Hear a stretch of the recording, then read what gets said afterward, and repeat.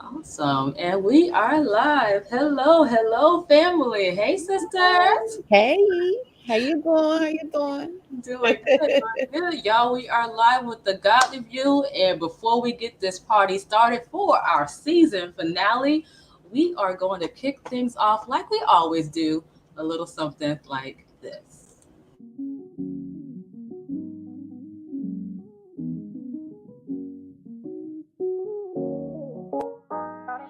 Yeah, we're soul sisters. Together we gon' make sure that you know Jesus. Right now could be your breakthrough. Just come join with us. 'Cause the Spirit might just make you yell out, Lord Jesus. Right here on the Godly View. Hello again, our Godly View family. You are tuning into the Godly View and our lovely sisters, myself included, the Soul Sisters. We are so excited to be here on today. As I mentioned coming in, this is our season finale. So listen, listen, excited. Oh my God, y'all, 4 seasons. But before we get into all the good stuff on today, let me introduce myself. My name is Janine, the coach. That's what I go by on most of my social media pages and just generally in life, especially with those who know my background, doing business coaching and a number of other things. And listen, let me pass the buck so we can get our sisters introduced, and then we'll kind of kick things off from there. Yeah, all right, all right. Hello, everyone. I am Persephone Sonia, aka Pastor Greer. I'm a gospel songwriter and producer, host of The Sheer Truth with Persephone Sonia on Mondays on Facebook Live every Monday. Every Monday. Every Monday we're gonna fight for it. At 6 p.m. Eastern, 5 p.m. Central. I also have a podcast called the Simply Seth Podcast. New episodes every Friday. And I am also the online pastor for Kingdom Culture Church based in Palm Bay, Florida. I currently reside in the beautiful state of Alabama, the beautiful city of Montgomery, with my husband, the Clifford William Greer II. Yes. Welcome to the Golly View season finale, y'all. Yes, I'm super excited for the season finale as well as to share in this magical moment with all of our Golly Group crew, our Golly Group fam, all of you beautiful people out there. I am so happy to be joining you with this, financial series. We're gonna be grilling our financial expert on today is none other than our very own Miss Coach Janine Lamb. Come on, Coach. I am Andrea Lynette Purry. I am your purpose pusher. I am a retired Army vet, retired last year. June, y'all. Oh my gosh, it's been a whole year since I yeah. retired.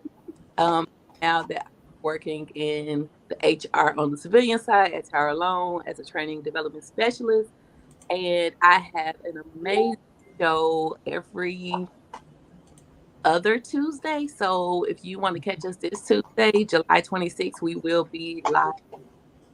And I am super excited about that. Real Talk, We Talk. It's our Triumphant Tuesday, and you can catch us, like I said, every other Tuesday. We are so excited to join you here today. When I tell you financials and finances has been like a hot topic, not Yes. just in our show, but in our world in general. When you think about like a lot of stuff, I know I'm just jumping in, and we supposed to be Yeah, going go Do on it, it. do Dive it, head do it, first. do it, do it, do it. topics, y'all. I'm so excited about the to get to understanding our finances. I am so Yes. excited about that. So before we get into that, we're gonna get into some hot. Oh, Come Jesus. on in the room, my Lord. Jessica! Well, we were just actually introducing ourselves. Sis Andrea had some good introduction stuff going on there. But did you want to introduce yourself before we got going, Jessica? Sure. Hello to everybody out there, and welcome again. This is Jessica, your neighborhood therapist. Happy to be here as always today. I hope that I have high expectations for our last episode of the season, and I can't wait to get into it and talk with our special guest about some finances because we always Indeed. open that. Money, money. Yeah, so money, huh?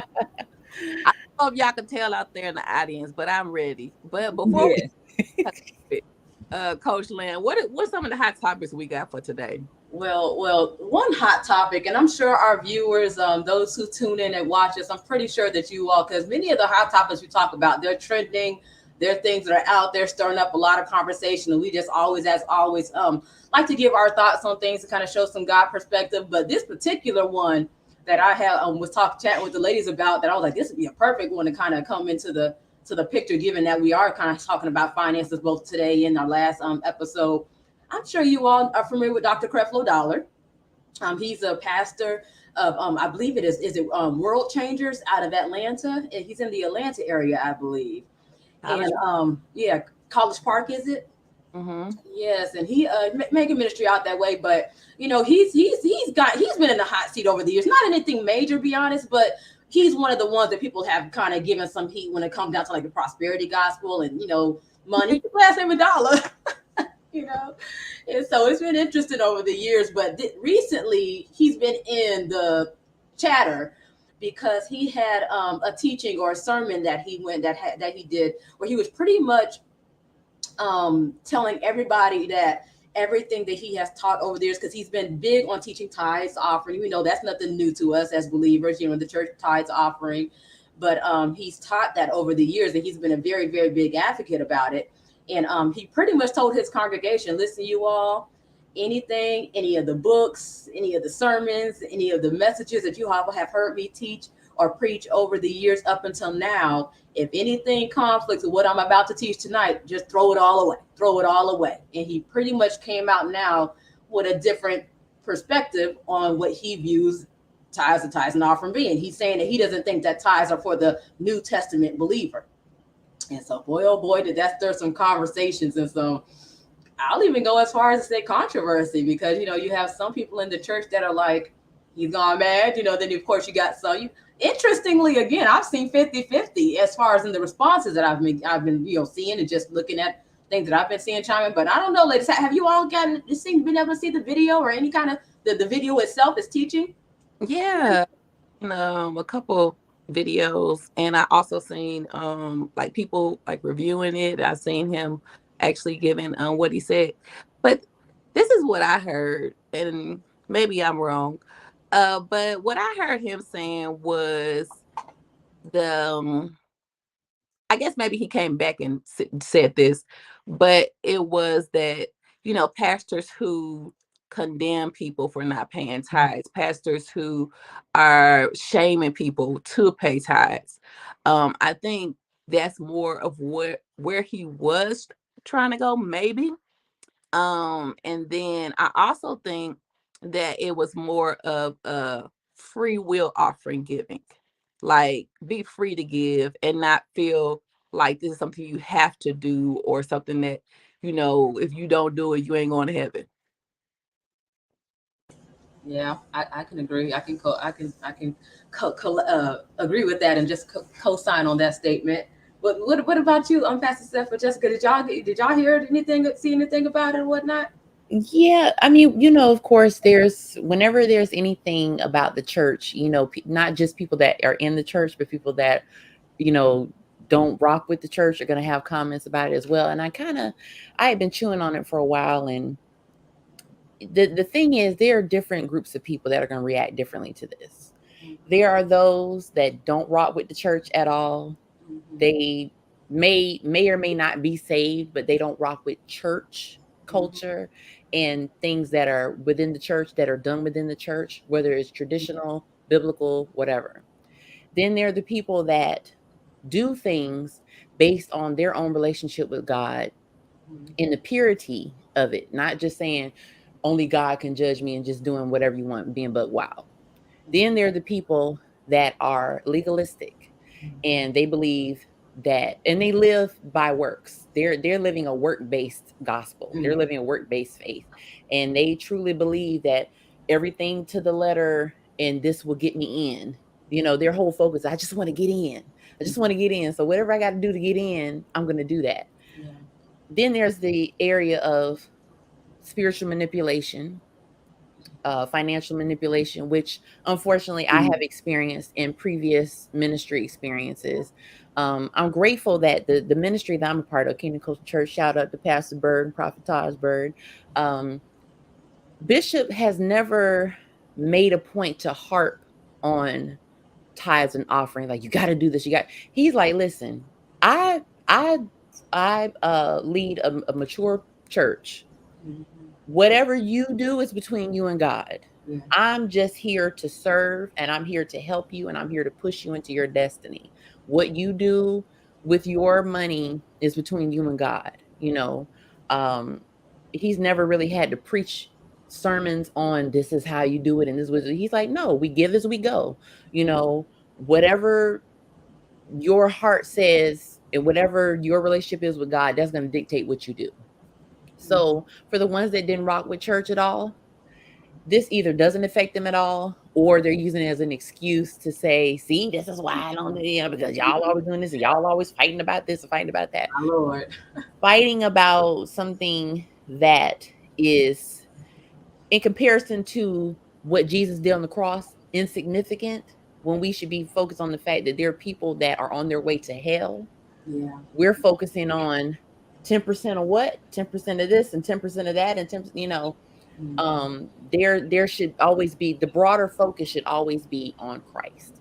So for the people like myself that have a relationship with God, where God speaks to you and tells you what to do in certain situations, and you're led by what God is telling you to do, this didn't really affect us.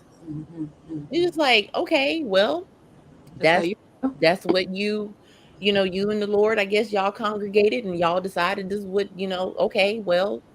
And then the ones that are legalistic, I think those are the ones that are like frantic right now, because they're like, if you take away certain rules and regulations from a person that is living a legalistic life, it throws them into a tailspin, because their life is based on works. Their life is based on, I got to check off all these things every day to be a good little Christian.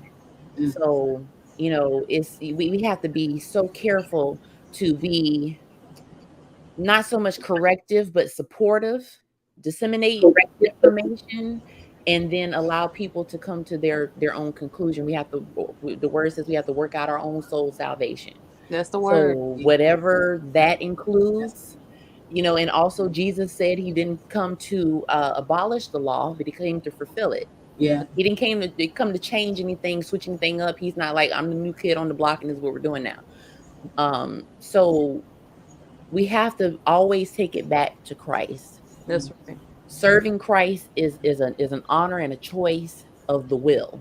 And I believe anything that goes along with that is a choice of the will. And we all have to answer for what we do and what we don't do, what we say and what we don't say, what we speak up on and what we don't speak up on. So that's my perspective on it.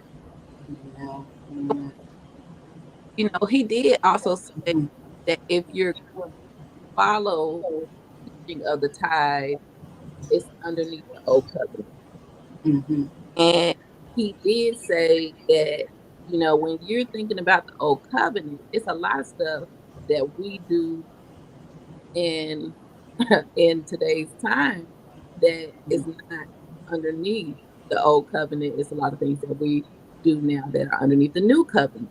And like, well, you need to be doing everything in the old covenant if you're going to be following the old covenant. But I know some people who have been saying this for a long time, and I know people who have been preaching this. But one thing that I can say is that, like Pastor Steph said, when you have your own revelation of who God is, and when you have your own revelation of what your convictions are, it's not going to sway you. It's not going to make you feel a certain type of way. If anything, it just says, okay, this is where he's at. This is how he feels. But one thing that I can say was, I didn't watch it to the end, so I don't know, what he said at the end, and I don't know what he said in the middle, but I watched maybe about 15 hours. But the parts that I did see, I didn't hear him saying anything that was just So outrageous. right. Yeah. I hear him like saying that you going to hell if you pay tax. I hear him say that. And I'm sorry, I didn't mean to cut you off. Like you were say so, Jessica.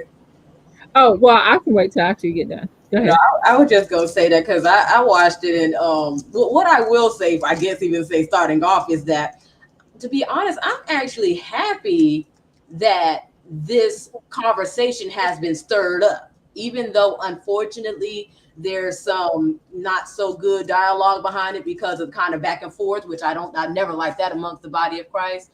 But I do feel as if this has been a long waiting, needed conversation. You know what I'm saying? To be able to just bring it all to the table and say, okay, literally, let's what's going on with this, because similar to what you mentioned, Pastor Stephanie, I too have had the not pleasurable back experience when it comes down to ministries and tithes, because like I was in a place and I've been in a ministry before to where it was that fear tactic type of a thing. It was so to the point, especially when you were a leader in ministry, so to the extent to where it's almost like, say not only the condemnation, they're like, well, I wouldn't say it was to the extent of making you feel like you're going to hell, but it was most certainly to the point like, okay, you're gonna be cursed. This ain't gonna go right for you. That ain't gonna go right for you. I'm, here I am, one of the biggest givers. But the thing that made me start having to study myself and understanding the concepts myself and knowing the deeper levels of what needed to be broken and addressed in my life financially is because I'm not gonna lie, this is just my testimony, my experience. I've been in the space to where number one tither, like pastors tell me, y'all are number one tither, you know what I'm saying, tithe and give. And I've given my way into debt, and I'm not exaggerating that. When I was in my younger early 20s and in ministry, I used to give so much, and I was making good money. Give so much to where, you know what I'm saying, a bill will go off or this will go off, you know what I'm saying, you debate between paying this bill or paying your tithes, and you know what I'm saying. And that I don't believe in that. You know what I'm saying? That's what kind of made me start to like, okay, let me study this thing myself and understand the proper way to steward finances and my own money and things of that sort. Because to me, I think that's what I kind of somewhat think that's what he was kind of hinting on too. Like, not just necessarily like, don't pay tithes. It's like, okay, no, don't do it out of fear. Don't do it out of the condemnation. Don't do it under the guise that you feel you're going to be cursed. If you're going to do it from the heart of grace and from the heart of love for God and your love and your heart for wanting to be a blessing to God and all of those things, the admiration of God and things of that sort. That's what I took from it. But I do think he kind of maybe muddied the waters a little bit because he did say tithing is not for the New Testament believer. So when you say that, that's going to always send off their alarms like, ooh, ooh, ooh, ooh, you know, say no tithing, no God, you know? Yeah. Just to piggyback off of that was one of the things I was going to say is understanding your motive behind your tithes, because I know you said giving tithes and getting yourself into debt.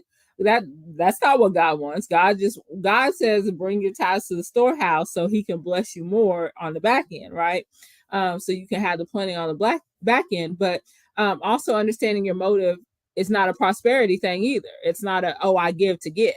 And so it's not, I gave $100. Now I'm expecting God to bless me with $1,000. That's not what it's saying either. So understanding your motive and why you're tithing and what you're tithing for is very important, so that when you hear sermons on tithing, you can discern for yourself, like, no, yes, okay. But then also, what was the other thing I was going to say? Understanding, I forgot the other thing. That was the biggest thing I was going to say. Understanding why you're tithing for yourself, and understanding the importance of tithing is not, it's not an Old Testament or New Testament thing. Yeah. That's something that's just important. Yeah. Because I can attest to myself on the other side of it, how when I started to really understand why tithing was important and I did it consistently, how he blessed me. That's how I got this house. Like, that's how, how other things in my life started to play play out is once I started giving God my first. I heard a pastor say, every time you get paid, you have a test. Now, I don't know about y'all, but I had test anxiety, okay? But that's something that I know that I can do. All it is, instead of going swiping my card on something, the first thing I get when I get paid is go get food or whatever. Okay, I send my tithes in. That's the first thing I do when I get paid. So what is the test that you're taking when you get paid? Like, are you even acknowledging, oh, God help me with this job? Like, I got to thank him first. So understanding why you tithe, understanding what tithing is, and understanding what tithing is not. He doesn't want you to be broke. So if you only got $1 that week, all he's asking is for 10 cents. That's it. That's The other 90 is yours to do. Other 90 cents is yours to do with what you will. And that's all he's saying. I just want 10 cents. That's it. But he don't want the whole $1. He don't want everything. Some people feel like that's a manipulation. Well, why would God want me to give my last? Well, he's not asking for your last. He's asking for your first. So I like that. Yeah. That part. And sorry, Andrea, go ahead. But especially like you said, if you have testing anxiety, like wouldn't that be kind of like a fear tactic if somebody's saying, you got to test every time you get paid? It could be, it could be the way you view it. But if you know why you're tithing, I don't think that. Okay, so I like to tell people nobody can make you feel any type of way unless you allow them to. So if you know why you're doing what you're doing it for, no matter what anybody says, it's not going to make you feel like they're trying to get your money. Because if you weren't going to give it anyways, you aren't going to give it anyway, know. But if you know that, okay, this might, I was just saying, I don't know about that because even if you're giving and someone is saying, just like Janine was saying, she was the biggest giver, but she still was in a church that had fear tactics, and they said, so even though she was going to give, she still heard the fear tactics, and she still gave. And,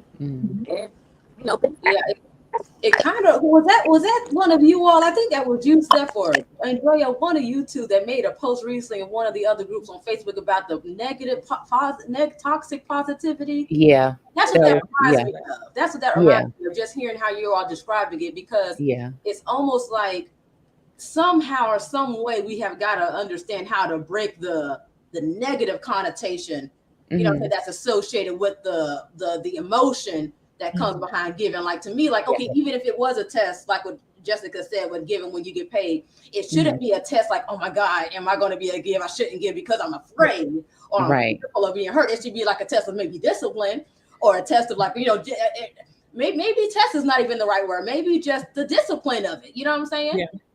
Just the discipline of like, I want to make sure I'm honoring God with what he's given me. You know what I'm saying? And so I think that's like a personal conviction and a personal, thing to do weekly, monthly, or however you choose to do it, what I'm saying, but not necessarily testing to say that, because, if you fail, it's not a fail or pass type of thing. That's the thing about it. You know what I'm saying? Yeah, that's true. It's not a fail or pass. It's just a matter about whether you're able to do it, because even if you're not able to do it, God, he sees. I think it's a hard thing. He still blesses. Yeah, he still blesses you. Yeah. Right.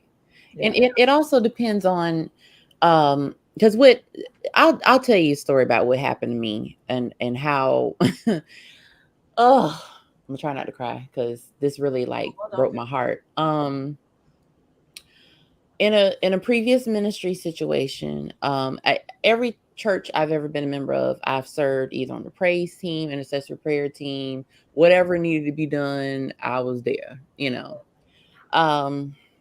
I had a situation where the car that I had purchased cash had died on me and I needed another vehicle. And that was my first time having car payments. Mind you, I was on SSI, so I was only getting like $780 something a month, I think. And I was also on Section 8. So I was having a hard time paying my bills and paying tithes at the same time, because that $80 out of my check, that was another bill. That was another expense. That was something else, and then, not having any other income. And I lived about 20 minutes from the church at this point. This was the furthest I had lived away at this point. And I got to a point where I'm like, I can't afford to pay my bills, pay for gas to drive back and forth 20 minutes back and forth to church 4 or 5 times a week. My light bill, my insurance, my car insurance, my car payment. And I talked to the ministry leader about it. And I told them that I made a decision to turn my car in. And that way I would be able to afford to pay tithes. Mm. And now, mind you, this ministry had ministry vehicles to pick people up. They never came to pick me up, even though I was a member of like 4 different auxiliaries. And I was always the one to come early and stay late. And I gave up my vehicle, my way to get around, just forget church, any other place, doctor's appointments, grocery store, going to see my mother and my grandmother, anything. And I was literally stranded in this city that I knew nobody else in. And that really showed me, because when I told this person that, okay, after I turn the car in, I'm not going to have a way to get to church. This person told me, figure it out. No. And it broke me, because not only was ministry a huge part of my life, but this ministry leader positioned themselves to be a huge part of my life. And I'm thinking that, okay, this person's gonna have my back. I'm doing this. I'm doing it in the spirit of, I want to make sure I have enough money to pay tithes. And God knew my situation. He knows every penny that goes in and every penny that comes out. And I had to remember that, wait a minute, it's not just sowing your treasure, you're also sowing your time and your talent. So my viewpoint now is, when you are lacking the treasure, you sow more of your time, you sow more of your talent. And that's, the balance that I was able to, create in my own mind, to not put myself ever in a position where my own household is not taken care of. And then, of course, the opposite of that, I ended up having a situation where, with Kingdom Culture Church, the times that my vehicle was not working properly, I never missed church because I didn't have a ride. Because Bishop made it very clear. He was like, you will not miss church just because you don't have a ride. He would come himself to come and get me. He would drive probably about 45 minutes from his house all the way to come get me at my aunt's house, to come take me to church. And he would always make sure I had a way home. So it's not just your heart condition, your discipline, your past experiences. It's also the ministry that you're a part of. It's so, yeah, they said that in the comments. Choosing a ministry to be a part of, I believe, is just as important as choosing a spouse. My Lord. Because you are tying yourself spiritually to this ministry. You're tying yourself spiritually to the ministry leaders. And if you're not careful, the attachment, and this is going to sound, but it is what it is. If you make an improper spiritual connection to a ministry, it could affect your entire life. I've experienced that. So this conversation leads into so many other conversations and so many other avenues of ways that people can manipulate you, in ways that people can take advantage of someone that just want to serve God. But at what cost? It's like, yes, there's a cost, but the enemy has costs too. And see, his cost, we can never reach his cost. But God only calls us to sacrifice what he knows we have. God will never require you to do something that is outside of your ability to do. He's never going to push you into an area that's going to cause other areas in your life to suffer. That the enemy does that. There you go. So, and we also have to understand too that the enemy has dominion over this earth. And one of the greatest tools that he uses to manipulate is money. So he used it to manipulate the rich and the poor. Both the rich and the poor can be victims of financial manipulation.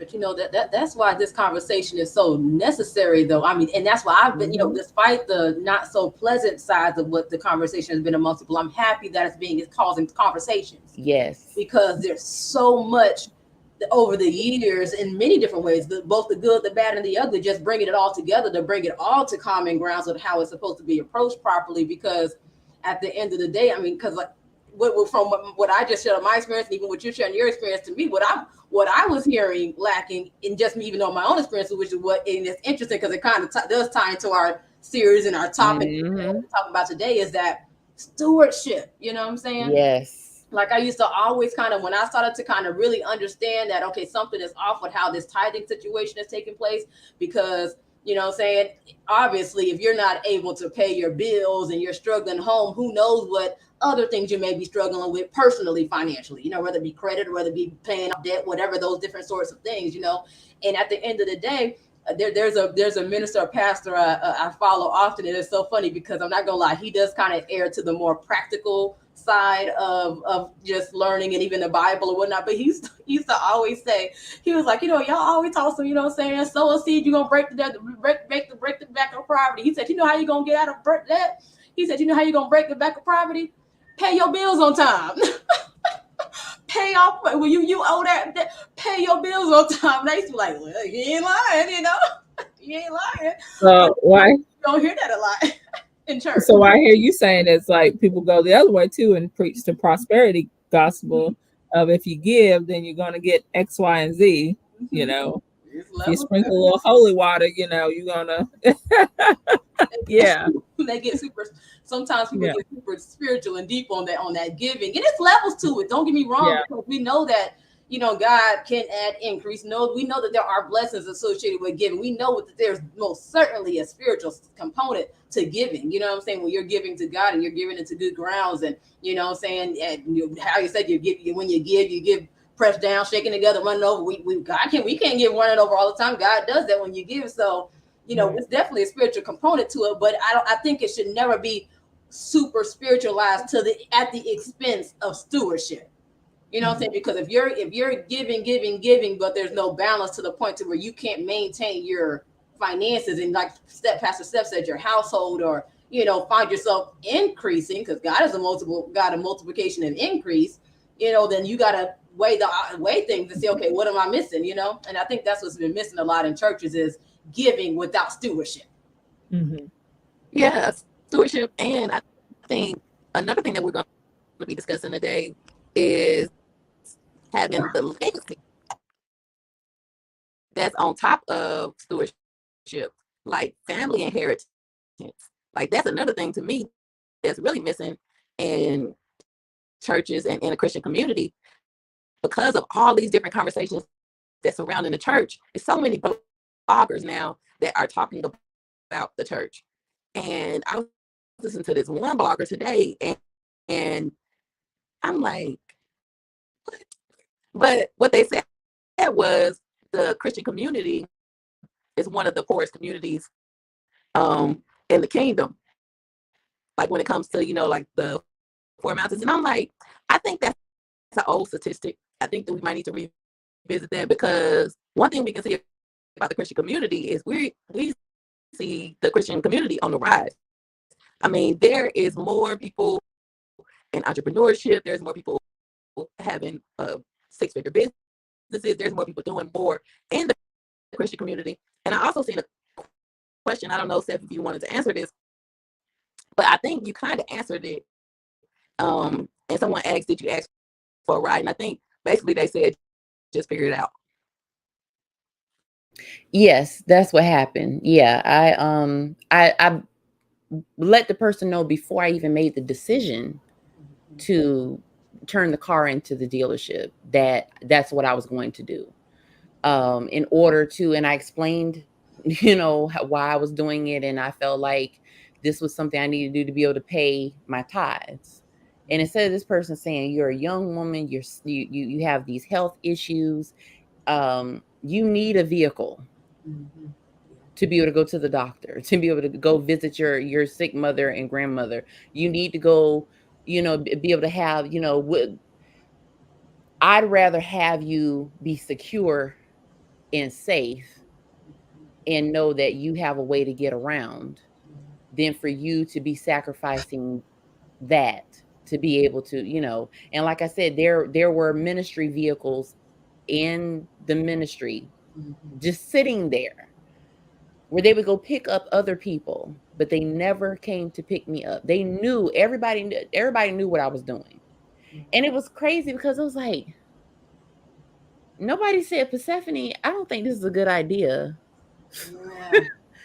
Everybody let me do it. And it's like, okay, yes, responsibility, personal responsibility. Yes, it was a decision that I made. Yeah. But what broke my heart is that all these people, all my sisters and my brothers, the ones that I sang with, the ones that I prayed with, the ones that I served with, none of them said, Persephone, because as a matter of fact, wait a minute. There was one discussion. I'll do one Sunday, you do another Sunday, and you do another, and that never happened. So that let me know right there, like, that was not a good move for me. And if someone ever came to me as a ministry leader and told me that, I'd be like, no, absolutely not.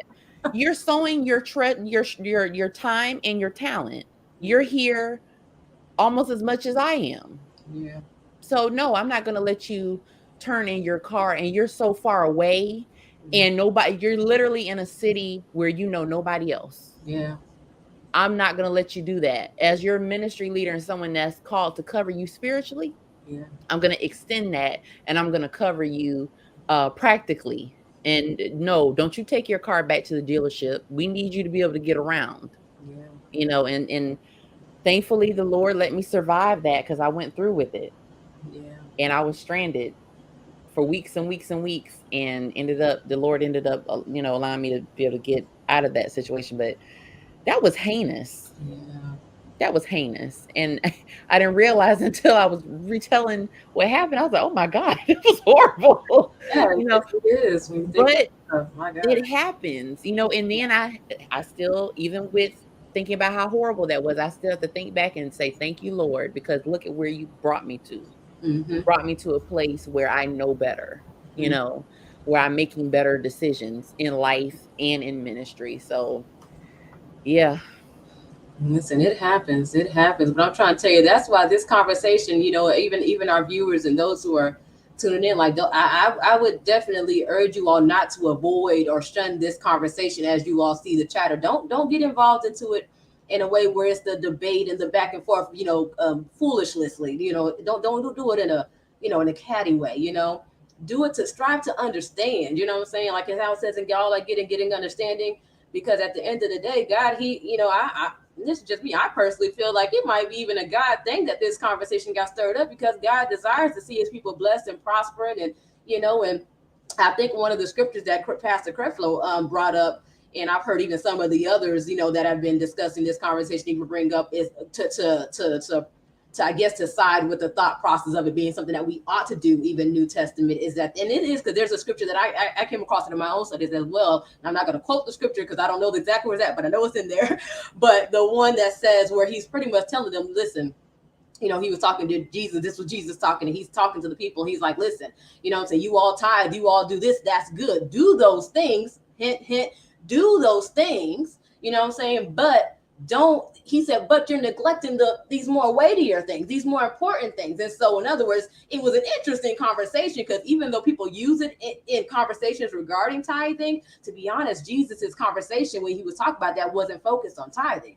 He was telling them, listen, y'all so worried about tithing, y'all so worried about doing this, but y'all not showing no love. Y'all so worried about tithing, y'all so worried about this, but y'all sitting over here bickering and fighting and doing all this other crazy foolishness. You know what I'm saying? So it was almost like a rebuke. You know what I'm saying? Listen, like, yeah, but the thing is he did not tell them not to tithe, though. He told them, yes, it's nothing wrong that you all are doing that. Y'all are doing good by tithing. But don't think that you tithing is going to neglect the fact that you're not doing these things. You need to do it all. You know what I'm saying? Do your tithing. That's not a problem. But one thing about it, we know that New Testament, everything hinges on what? The law of love, the law of loving God first, loving people as yourself. You know what I'm saying? And so you can tithe every day till listen, till you get to you give no more. But if you lack in love, well, what the Bible say, all of that stuff is of not. You know what I'm saying? You can give into the poor till you can't give no more, and do all this other great stuff. But if you don't have love, and so it's a balancing thing, you know, in New Testament. Yeah. Real quick, something that Jessica said. One of the commenters said, I agree with Jessica completely. About, you know, when you have the mindset of, is this going to be something that I'm going to be offended by, or is this something I'm going to just be like, okay, they're saying that, and that's how I feel it. And like you said, with this conversation, don't get, you know, into a back and forth, but understanding what is God trying to say to me in this?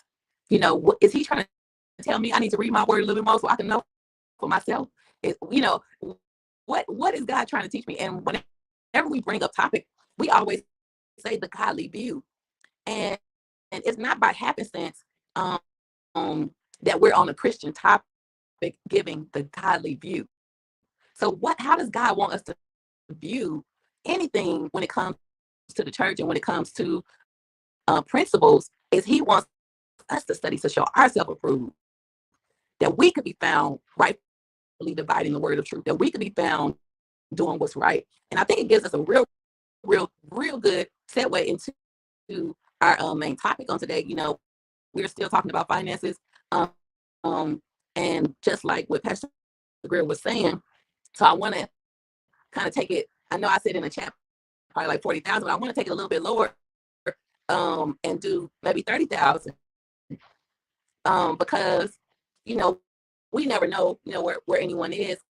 And then I think that'll kind of give us a kind of a spectrum. So as we go through these questions, Coach Lamb, you know, you can kind of tell us, you know, what would you do, or how would you kind of get to a certain place in the financial realm? Because I feel like anyone making any money can save and can see their self establishing wealth for their family, no matter how much money you make. I've seen it from the bus driver to the CEO. I've seen it from the custodian to the TV personality.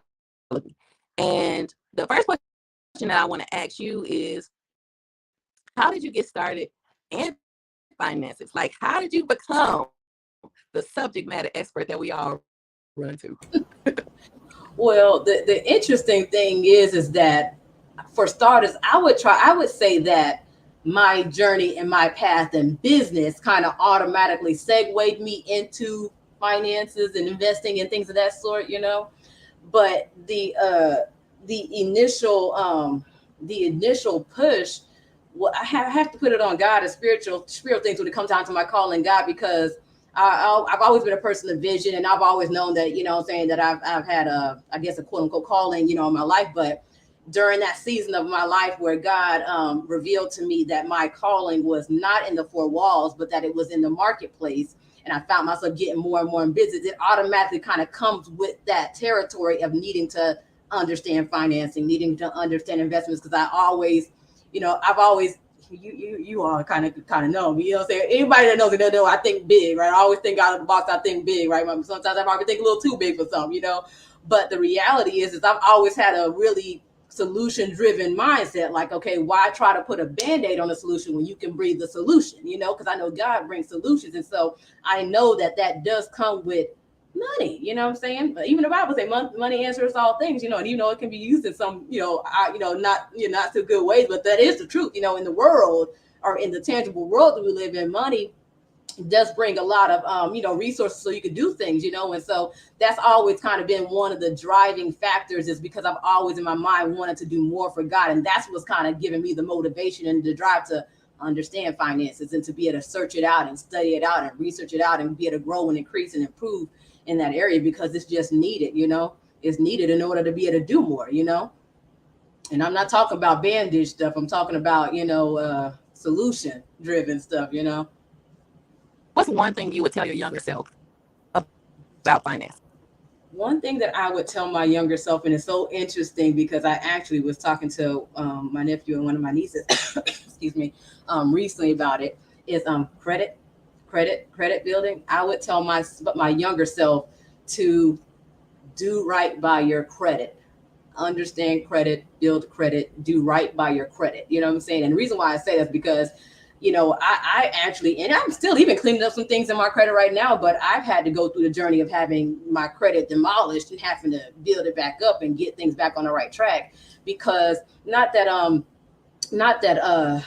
everything was so, my credit wasn't so horribly bad like some have been. The majority of my stuff that I had to clean up has been student loans, but at the same token, it's something that you need to understand. And even though I don't really advocate for just living off of credit or doing a lot of things with credit, I try to steer away from that if at all possible. But at the same token, just in the space of business and life and living, I will say that if your credit is in good shape and in good, it's been built up properly, then it is used when you're using wisdom. It can be a very, very strong platform to start on and a good segue to just do other things, business and anything in life, And so I always tell people, listen, because the credit oftentimes, even when you don't have money, is a place you kind of start with, you kind of have, you start with your credit, you build it up, and then you kind of got some leverage, And so that's what I would tell my younger self. Listen, do right by your credit. I was just telling my niece, like I said, my nephew, I was telling them some little trick. They're like, listen, hey, listen, y'all 16, you 17. Listen, this is the time. I know y'all young. Y'all probably can't apply for all the cars and stuff, but this is now the time to start getting to understand it because y'all so eager to get out and go to college and do this.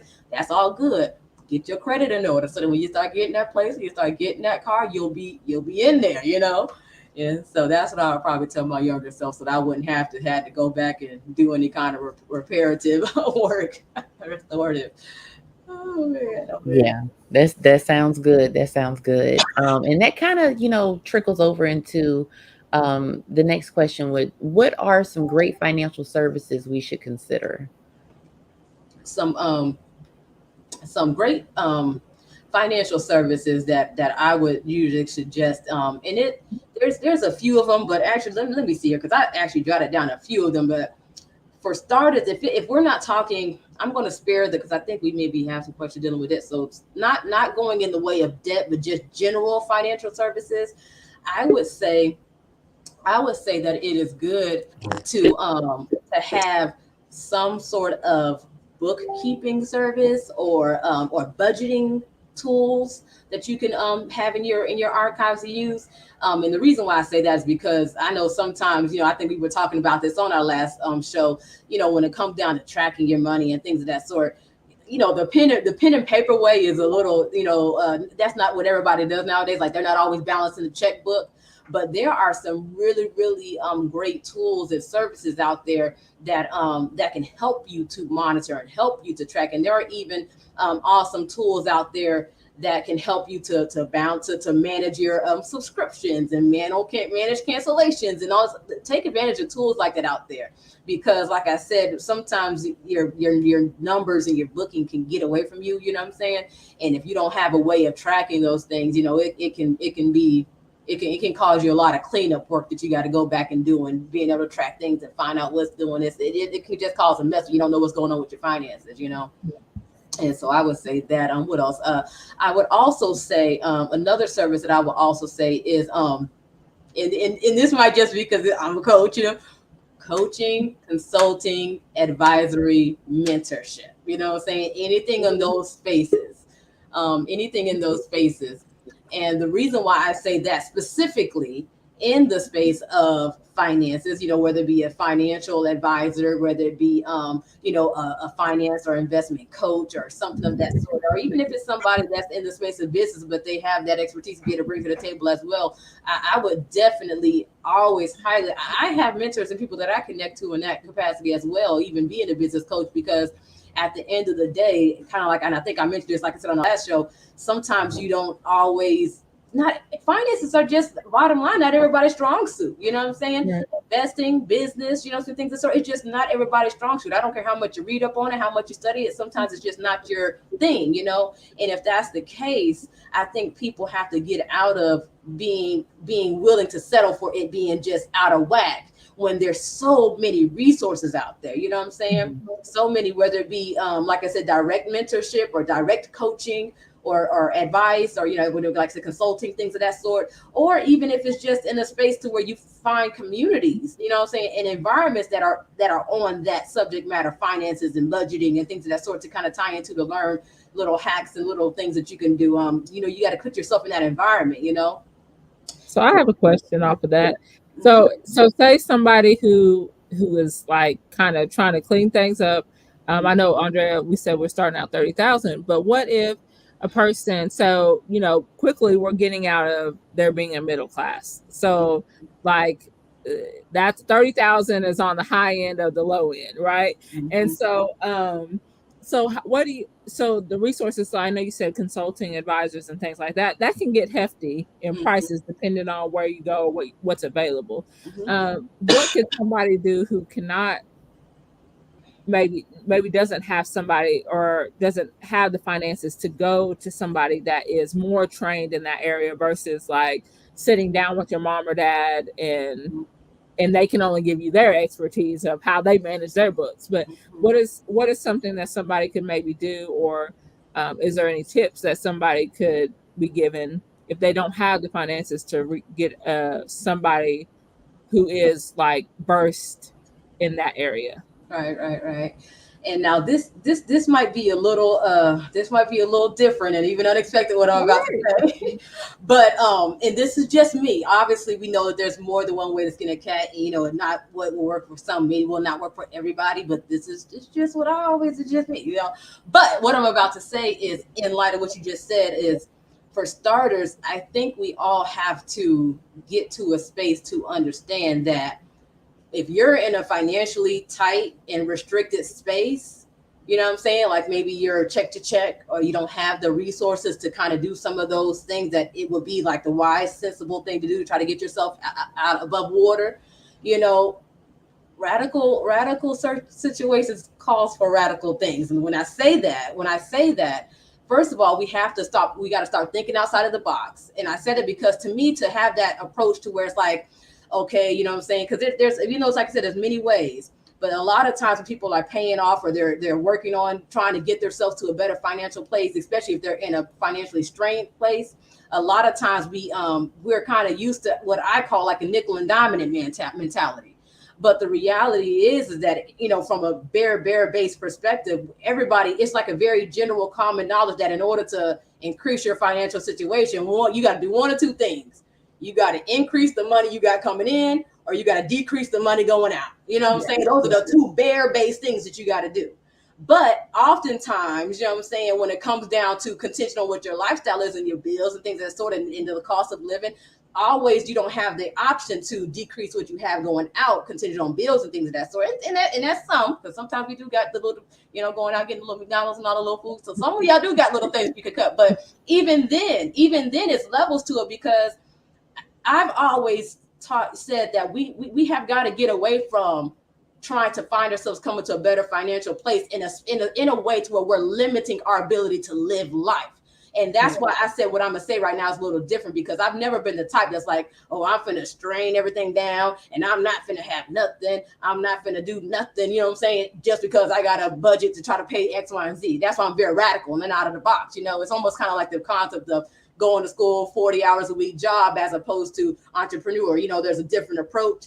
And to me, I've never been a fan of the standard, saying, okay, we're tight, let me pay it off bit by bit by bit. I always try to think about it like kind of hit the ball out of the park type thing. And that's going to kind of tap into investment strategies. Because sometimes when you realize that you're in a financially strained space, of course, do what you can, but oftentimes that's always not much. And when you take that nickel and diamond approach, it can take years to get to where you really financially want to get, because you're only paying this small amount, going to the principal. Like there's, it's such a bit by bit approach. And I'm like, no, we got places we got to go. We got stuff we're trying to do. And so I'm a creative thinker. When it comes down to creative ways to go about accomplishing a goal in a shorter window of time. And so I think we got to kind of stretch ourselves outside of the box and think of creative ways to bring more money in so that we can chump out what we're trying to do. You know what I'm saying? Can I say something real quick?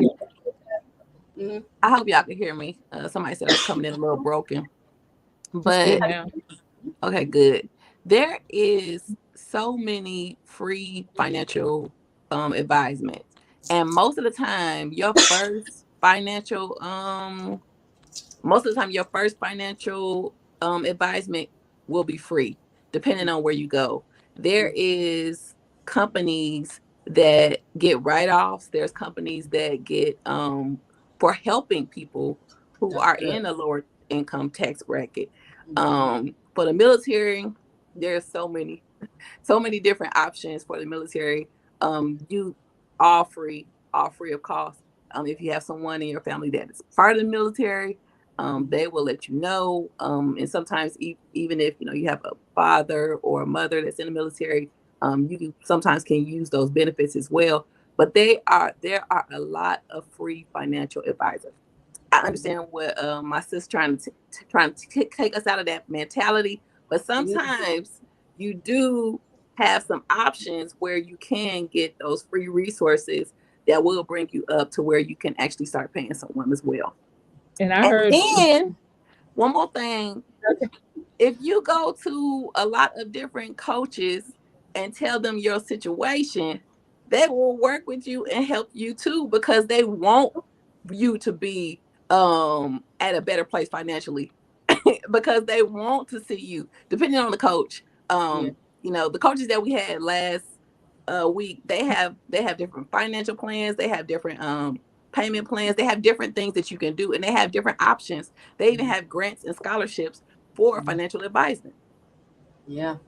And I was gonna say too, with what you said, people in the military, I heard getting on at Navy Federal, that was the way to go. Like if you can get on there, if you have somebody in one of those branches, like I heard that was the way to go, y'all. Get you a Navy Federal.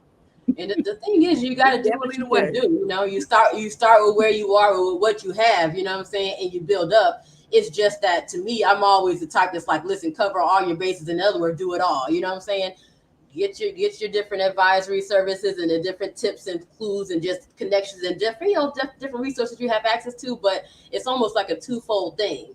You're getting advice and you're working what you can right now, but as you're breaking the mold and you're kind of stretching yourself to kind of see what other things you could come in, it's almost like you're killing it with two stones. You're coming at from both angles, to try to be able to, because at the end of the day, I don't know everybody else's experience, but I know my own personal experience. As I kind of shared just a moment ago, I have been in the space to where credit was shot, you know what I'm saying?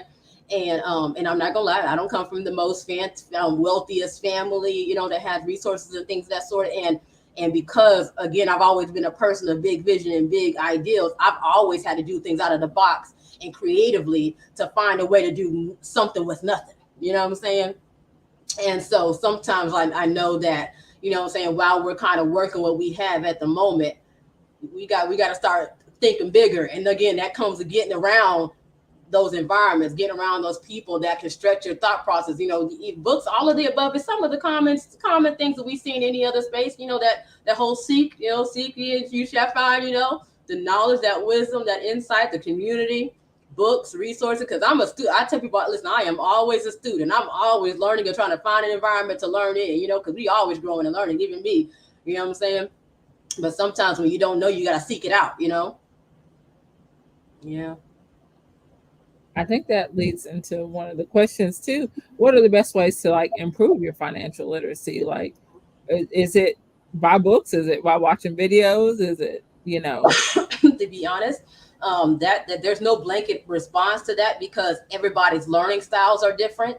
Not only is everybody learning styles different, but everybody's comprehension level, like I was just saying a second ago, when it comes down to what you're good at, and then if how it might gel with you. And so that kind of reminds me, even though this is totally different and unrelated, but it kind of reminds me of therapy. And when I say therapy, how there's many different therapists out there, and when you're going through therapy, you can't just give up because this didn't work. And so you kind of got to keep at it, and so you find something that clicks with you. It's the same thing with financial literacy and financing. There are so many great books out there that are people like, oh, this is a good go-to book, but you might read the books and it might not be clicking with you. You know what I'm saying? If that's not your way of gaining the financial literacy that you need, then you need to keep at it and go and get in communities, go attend conferences and events. You know what I'm saying? Get on YouTube University. You know what I'm saying? There are so many different ways, you know what I'm saying, to get out. Because some people are visual learners, you know what I'm saying? Some people are, you know, are more hands-on, you know, even when it comes down to, you know, like I said, when it comes down to those environments of those communities, like right now, of course, being in the online world, there are so many Facebook groups, groups on other platforms that creates these communities environments. There's so many different mentorship programs. There are so many people that have membership sites that are centered around these sorts of things, and it creates, what it does is it creates community to where you can be in a space, like I said, where that iron sharpens iron. And sometimes it takes things of that sort to kind of help you, but at the end of the day, again, it takes kind of like that initiative on your end to seek those sorts of things out. And so there's really no, like I said, no blanket approach to how you can increase your financial literacy. The thing is just seeking it out, whether it be by books, whether it be through audios and videos. Again, like I said a second ago, whether it be through mentorship and coaching and trainings. You can get on sites like, I think there's one called Udemy. It's a site for videos and teachings and trainings. Go on those sorts of sites, you know, low cost too. You'll find a training for $10, $15, $5, and it could be teaching how to budget my book. You know what I'm saying? How to create myself this, or how to do this finances, how to, you know, there are so many ways to seek knowledge. But one thing about it is God will order your steps. And I'm not trying to make that super spiritual, but I'm not even exaggerating. Like there are things that learning, you know what I'm saying, over the years, God literally, you know what I'm saying, you pray about these things and he's literally like, he'll take, you know, you'll have that thought, or that intuitive thought to come to you, try this, go look this, or you're just seeking it out, you know what I'm saying, and God will lead and order your steps to the very thing. Because that, don't I tell you, that's happened so often for me. How you pray, like, I need to know this, and next thing you know, God enlightened me to something. I'm like, oh, this is it. Yeah. So I want to give one suggestion too. I know I bank with US Bank and I get emails from them, and sometimes they send out links to different trainings they're having about finances. So sometimes your bank will send out, if you're on the mailing list, will send you out things to help you budget. And the apps now, I know US Bank has something about budgeting on there. And so those are also free resources. If you the SBA too, the Small Business Administration, even though a lot of people look at that from a standpoint of like business, but a lot of times, like you said, because they're just a resourceful place, you know what I'm saying, that if you have needs in financial areas, they'll often give you suggestions. Sometimes they even have people directly with them that might work with you, you know what I'm saying, in that space, kind of build business credit, personal credit, and just different things. That so not only just credit, just finances, period, budgeting, bookkeeping, things of that sort. Like they help to kind of, like you say, give you services and trainings in that space for free too. The SBA. Mm-hmm. Yes, indeed. Listen, Linda. You got me doing a lot of thinking. It brings up the question, like, okay, when it comes to, because you were talking about creative ways to bring in extra income. I have, engaged in several side hustles before. What, in your opinion, would be the ideal side hustle? Because there are a lot of them where you have to put in more than you get out. So, like, as far as like DoorDash and Grubhub and Uber Eats and all those different things, and Uber driving, what is a good side hustle? What are the elements? I'll ask this: what are the elements of a good side hustle? Well, for starters, I mean, of course, obviously, I'm never going to down any kind of side hustle because I know you kind of got to start where you start at. However, I know me personally, I'm always looking for the side hustle that's going to, and I know this might sound like a too good to be true scenario, but these are the metrics that I look for. You know what I'm saying? Like, I'm always looking for a side hustle that's actually going to take less of my time. You know what I'm saying? And if it is going to take more time, it's going to be time that's going to be well compensated. So I'm always looking at how the time is balancing out against the money potentially coming in. I'm looking for, I'm not going to lie, I'm looking for how much money that hustle does have the potential to make. And I say those two things particularly starting off because I know oftentimes when we hear the word side hustle, it obviously, insinuates what it's saying, that there's money on the side, you're hustling, bringing in and whatnot, right? But at the end of the day, I like to more so look for what I call passive income. You know what I'm saying? Because to me, side hustles cause a lot of hustle, as opposed to passive income. Usually, though, it might take hustle in the beginning to build it out, but eventually you have passive, hands-free money coming in. That's good. That's good. And so to me, I'm always looking for, the ability for that hustle to be passively done, where it's passively bringing in money, and there are, like I said, ways to do it. Unfortunately, I know when it comes down to, just different, business ventures, investment ventures, and just different things of the sort. I know that, what gels with some people might not gel with everybody, because you got to kind of find your thing, what gels well with you. But I'm not gonna lie, anybody that kind of have heard me in certain financial settings, like there are certain key things that I push for anybody and everybody, and the only reason why I'm always an advocate of these particular key things are because of their ability, I'm saying, to be passive, high income generating streams of revenue that can drastically increase your portfolio. I'm also looking at things that can be potentially recession proof. I'm looking at these sorts of things because obviously we know that, the times that we're in now with the economy kind of being up and on inflation and things of that sort. And, with COVID hitting, jobs are being lost. And so, I'm always looking for something that can more than likely stand the trials that come through the economy, And so in light of that, I'm not gonna lie, when you think of those sorts of things, it hones in and it narrows down to very few key select things. But at the end of the day, what I'm saying, you do have to go towards things of your passion and your purpose and your path, with your purpose and what's in you at your core, But I will say that oftentimes there may be other things that you got to tap into that are not necessarily that purpose, passion driven income but it's solely for the passive purpose, the passive perspective of what it brings in to help drive purpose, Is there any gems you want to throw on there that could be passive income? Like what avenues would be passive income for people and is that you have to be kind of at a financial point to get into that passive income? Because I know sometimes that buying in can be a little bit more. Right? Well, the main one and this is the one that I'm going to mention, because there are a few different ones actually, but specifically speaking, the main one that I've always loved and I promote and I always talk about and share about, and I pretty much say it in any setting I'm in, and I always encourage others, even though I know not everybody loves it. I would encourage everybody to learn to love it. But just because of what it is, and it's real estate. Now let me tell you why. And I know that when you hear that term real estate, that might mean a number of different things for people, because there are so many ways to get in real estate, whether it be investing, realtors, like there's so many different ways to get involved in real estate. But I actually just joined with one of the ladies who's a new mentor that I brought on.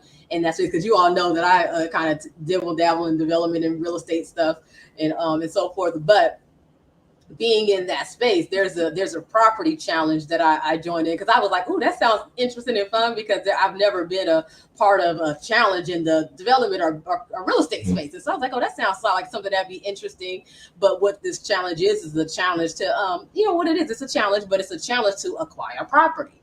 But the thing is again, when you get into those spaces of real estate, there's so much that you can do, but the two specific ways that I usually suggest people to get involved in real estate is buy and holds, or what they call owning doors.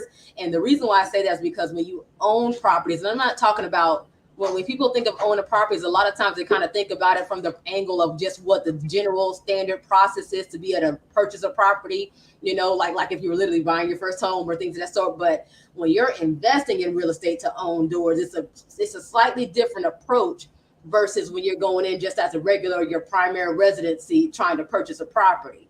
And I'm sure many of you maybe haven't even heard, but there are ways to get involved in real estate, believe it or not, without money. They call it using other people's money. I'm not gonna lie, it's almost like that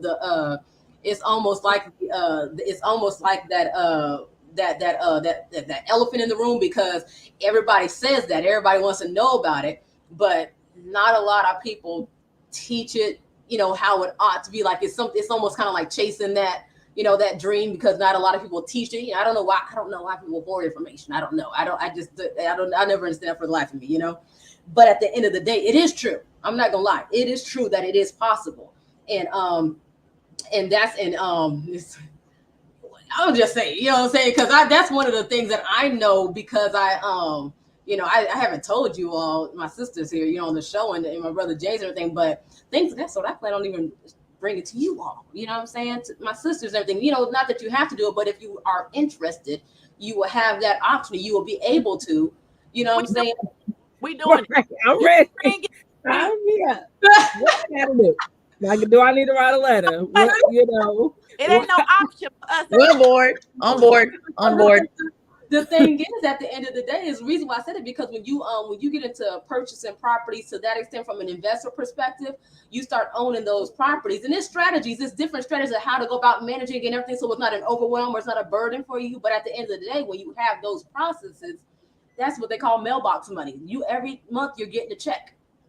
You know what I'm saying, from that money. But even if you don't do it that way, there's another approach to getting in real estate that I usually like to talk about, that not every, like I said, it's a teach his own, but it's something called wholesaling. I'm sure you all may have heard of that before. But all wholesaling is, again, another way that you do not have to necessarily have money in order to get into real estate. You know what I'm saying? Because now I'm not gonna lie, it takes some networking, it takes building out those that you're kind of because there's different parts of the puzzle, and how it all comes together. Different peoples and professionals and different aspects that you're using to kind of get into real estate in that sense. But when you get into wholesaling though, and you have those connections, say with those individuals that you're able to collaborate with in order to make this process work, it's literally like you're able to get I call it like that third party money, you know what I'm saying? Because you're not flipping houses. Everybody know about flipping, where you're buying a low cost property or, maybe a renovated property, renovating it and then flipping it and selling it for higher income. Everybody knows about that. But when you're a wholesaler, you're going in and being able to locate properties that can be flipped for a profit. But instead of you doing the full flip, you're just then turning that contract or turning that opportunity over to somebody who does flipping and getting a fee, almost like a finder's fee. That's kind of like what I know. I watched the show on HGTV where they go in and they flip they show their house. It's like Redo My Home or something, like unsellable houses. They go in and be like, oh, okay, we see what we can improve upon here. We'll put in $50,000, and then when you sell it, we recoup that plus like 10% or something. Right. But now, if you're a wholesaler in that scenario, let's just say the wholesaler was the one that located that property, that investment opportunity, because there's money to be gained once it's renovated. That wholesaler, instead of them having that 50,000, that whatever that increase amount would be, the profits after the renovations, they would just get and take a portion. Maybe it could be a wholesale property. You can get wholesale money anywhere from 10,000 on up to more. It really depends on the cost of the property. Because if you find a large property, a multi-family unit or multi-million-dollar property, that's an opportunity, then your commission in essence or your finder's fee can be a pretty sizable chunk. But so you're like a real estate agent, but not a real estate agent on that. It's somewhat kind of sort of. The only difference is that you're not necessarily selling the property, because the real estate agents usually come in at the end of the property once it's renovated and they're literally selling the property on the market, but you're not selling the property. You're pretty much negotiating the contract and who has the contract to be able to then take control of that property to then further go do the renovations and so forth and so on. Because you get the contract of that property pretty much under wraps for yourself, and then you pretty much are bargaining that contract off to then a flipper who will then. So even though it's similar to the realtor side, but it's a different step in that process, because you're not selling the property after the fact. You're kind of negotiating the contract and being able to leverage getting the finder's fee and that on that side of it. Gotcha. Okay. Yeah, but I always talk about real estate as one of those approaches, because I know that even though it's knowledge, I'm not going to lie, because even myself on my own journey, it's not easy to come across the knowledge, and sometimes it does take investing in yourself. You know what I'm saying? That's something that people have to get used to doing.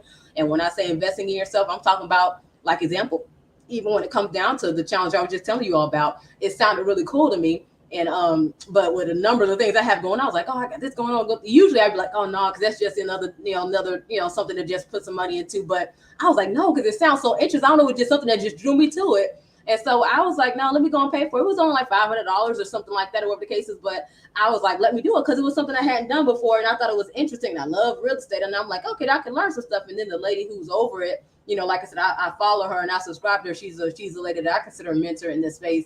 And so I was like, hey, let's see what this, brings. And so sometimes that even takes, like when it comes down to investing, like, and that's just me, I'm the type that before I take, and I know that's a leap of faith or for many, or a stretch, but before I save money, and this is just me, it's just me, before I save to try to offset let's just say a $10,000 debt, I'm the type that'll take that same money I'm saving and try to find a way to invest that money so that I can then flip it and pay the $10,000 off and still have money coming in. You see what I'm saying? From the investment. And so I'm always trying to think creatively, like, because what's the difference? You save let's just say it's $500 investment, you know what I'm saying? But at the $500 investment here, I'm able to invest it and still turn around and bring some money in to pay off that debt, as opposed to taking the same $500 and putting it towards the principal on this bill, on that bill, and paying off debt. But there's still no return, the continual return coming in, So I'm always thinking creatively in that way of how you can, find a way to kind of get the job done to pay your money bills off and, take care of your household, but at the same token, still bring more in, I like what you did there. You answered the question. I like that. I like that.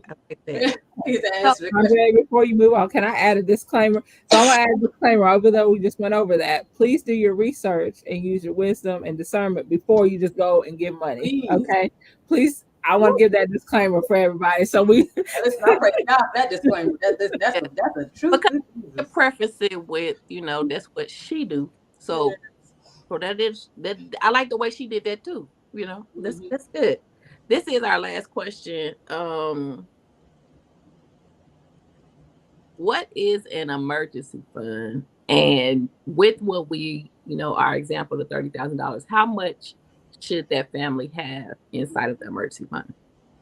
Well, usually, for starters, emergency fund is when you have funds put to the side for what they said, for in case of an emergency, or some people call it rainy day funds. If anything were to come up and you find yourself in dire straits, and let's just say unexpectedly you're without a job, or let's just say like myself, sometimes, or not even just myself, but many others, sometimes you get taken out of COVID and you're out of commission, or whatever the case is. Like, if you have that money set to the side for a rainy day, or for when you're out of commission and whatever your general source of income maybe has to be halted, or something happens and that fund, your money is swiped out, whatever the reasoning may be, you have money set to the side as emergency usage. And usually that amount, it can be obviously going to vary based off of your income and where you're at, but usually they say in order for you to have a solid emergency fund, you have at the minimum 6 months worth of your monthly household income stored away, but you can go on up to 1 to 3 years, because like I said, 6 months is the minimum. Like, if you run into something, you want to be able to say, okay, even if money stopped coming in right now, I at least got six months in the storehouse that I can be straight until I can get things rebounded. But again, like, that's usually what they say to have as a minimum for an emergency fund. And then, like I said, you can push that out to 1 to 3 years safety net in like I said, a fund to the side, so that you could just make sure that, because as you can see right now, people, they lose their jobs, these are sources of income, and you don't know when you may find another job. You might be out of work for a year or so before you can get back into something. And so that's why a lot of times they say if you can push to have 1 to 3 years, you're even better off, because then you just have that safety net for yourself to make sure that you're good in the case of something happening unforeseen. So with our it would probably be like $15,000, because that family is a $30,000 income. And and y'all gonna kill me. I'm saying this because, like I said, I know I'm so different and so just different with how I look at things, because again, I know that that's not always that's easier said than done. You know what I'm saying? Like, sometimes we hear these sorts of terms and these schools of thoughts when it comes down to just various financial, goals, if you could say, to have. But at the end of the day, I'm not gonna lie, for the average family with an average household income annually, sometimes trying to store up that emergency fund can seem like a far-fetched reality. Like, man, every time I get this happens, or every time I get here, that happens. Or it's like you taking all of this time to build out what in essence is supposed to cover you for 6 months. And so again, that's where that creativity always comes into play. And that's where I always push the stretching and thinking outside of the box, because sometimes, especially in the days and times that we're in right now, like I said, it's almost like it's almost like that thought process of and this is just me. I don't think we've ever talked about this on this show, but this is just me. Like right now, you hear people talk about the going to school for the 40 hours a week. That's that more standard, experience, the traditional approach to how we just do life. Go to school, get your job, And now you're seeing a lot of people more venture to the entrepreneurial side. It's a similar concept. Like nowadays, the reason why you're seeing some people shift is because it's becoming more and more unattainable. Or unrealistic to see that, okay, I'm just going to school, getting a degree, getting a job, having the money I want, living this lavish life that's more unattainable, even though it seems that it's been taught for years that that's the route to go. I think you made a post about that, Andrea. You said, listen, that it was once upon a time where multiple streams was an option, but now it seems like it's more of a requirement, to have multiple streams of income, and that's just the reality, it's mandatory. And so I think it's even the same thing. We have to kind of start shifting our mindset when it comes down to even how we attain these things. Like I know right now people are like, man, how can I get this emergency fund? And the reality is that it might be, I'm never going to say it's impossible, but it's timing. You know what I'm saying? The time, and that's just, I'm always trying to find a way to get there faster. So just faster. I'm just going to say try to get there faster, And so at the end of the day, if you go to looking at your budget and you're breaking things down, well, the average household, especially conditional if you have children or, full family, whatever the case is, if you're bringing in $30,000 a month, again, contingent on your lifestyle and your household, number of heads in your house and things of the sort, what you might be able to put aside $100 a month. And I hate to say it, but for some families, that's a stretch. That is like dead real. Like for some families, even trying to save $100 a month is a stretch. And so imagine if you're saving $100 a month trying to get to a $15,000 reserve. You're going to be saving how long? Hello, forever trying to get to that. And so again, we have to kind of start taking ourselves out of the more standard process to get there in this sense. And when I say that, again, multiple streams of income, investments, things of that sort, because once you start stretching yourself to start finding other ways of generating revenue, then it's not impacting your standard money that you got coming in to handle your day-to-day, but you have that extra money coming in to where it's easier for you to now stack up on, instead of being to try to start saving up or saving towards that rainy day and building those things out. And it's I know it's like I said, all of it sounds like sometimes it's easier said than done, but I'm trying to tell you, where there's a will, there's a way, and it's possible. It's all possible. I tell people all the time, listen. Yeah, and again, it's faith. Listen, this shirt, I got my shirt on, says faith. What I will say, it's a walk of faith. You know what I'm saying? It is a walk of faith. It's not even something all the time that can be so easily calculated, but that's why I said it's like a combination of the practical with knowing how to save towards these things and how to manage your finances so that you can start doing a little bit you can do. Because I ain't saying don't save, so even though it will take you might take you a while to do it, month to month, but I'm not saying to do that, save. Do your money right, because guess what? If you don't have anything else coming in, that $100, you never know when an opportunity, like example, matter of fact, the challenge that I was just telling you all about that I decided to do, their lowest cost to get into the challenge was like $97, $100 to be able to sit in and get resources, to get knowledge, to get insight on how to acquire properties. You know what I'm saying? And so something like that, you never know when you may have an opportunity to sit in, for just that $100 that you save for that month, and get the knowledge that you need to be able to stretch your income to bring more money in. And sometimes it's not even about, sometimes it's in the connections too, because like you just said, Andrea, with having people out there that are giving, let me tell you something, God, favor is not fair. Hello, I'm sorry. Favor is not fair, because God will put you in a position to put people in your pathway. You know what I'm saying? And it doesn't happen all the time. And I don't encourage people to expect that. You know what I'm saying? Go being willing to pay for what you're going to do. You know what I'm saying? Do that. Definitely, invest in yourself. But at the same token, you never know where your blessing resides, And so you got to kind of, put yourself out there in the space, in the way of opportunity, Well, I will say this, as a kingdom believer, favor is fair for us because I love that. We walk in uncommon amounts of daily by the people that we know. Come on now. We don't use the people that we know because we feel like maybe we shouldn't act, or maybe we don't know. But one thing that I would tell you is that you are one person away from whatever you need. Whatever you need. Yes. And a lot of times, we read the scripture, open up your mouth and he'll fill it. But we don't open our mouth and allow Yeah. God to fill it. So use your resources, and when your resources could be people that not trying to get something from them, but trying to get something to them. Make sure you always come with a give mentality where, hey, I need this knowledge, but what do I have that I can give them? I have this expertise. So what can I show? How can I show them? And then one other thing I want to say before we wrap up, because we're gonna close out this show and begin a new one, is there are so many ways that you can save $1,000, $10,000. There's so many different ways. I remember one way that I did was I did a challenge, was an envelope challenge. And there's many other ways. So it is possible, it is attainable, and we can do it. And we will be right back after these messages.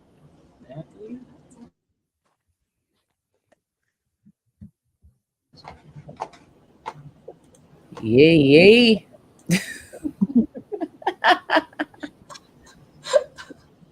Where's my thing at? So sorry, y'all.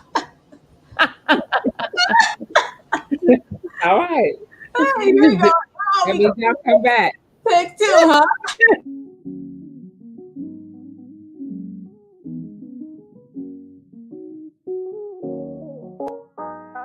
Yeah, we're soul sisters.